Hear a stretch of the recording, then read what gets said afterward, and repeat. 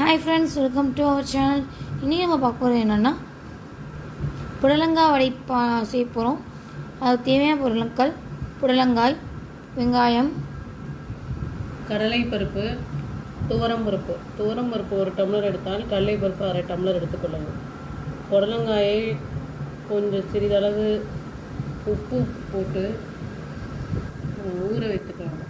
பிறகு புழிஞ்சு வடை மாவு அரைத்ததில் போட்டு வெங்காயத்தையும் நரைத்து அதில் போட்டு எல்லாத்தையும் ஒன்றாக பிரட்டி எண்ணெய் ஊற்றி எண்ணெயில் வடைகளாக தட்டி போட்டு எடுத்தால் புடலங்காய் வடை ரெடி.